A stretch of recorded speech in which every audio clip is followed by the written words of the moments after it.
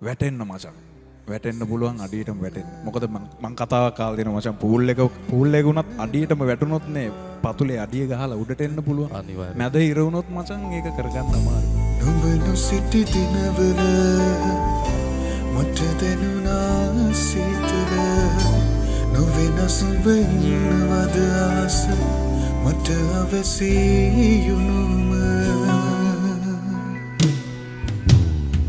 නුඹ නොමැතිදා සලින්දවති හමන සුළඟත් මට සැනසුමක් නොදේ හිතනුලනා මතකෙක පැටලි ගෙවෙන දිවියේ මට හිස් බවක් දැනේ යලි නොපෙනෙන දරුව නුඹගේ තාම නොමැකී මනසේ ඇඳී තියේ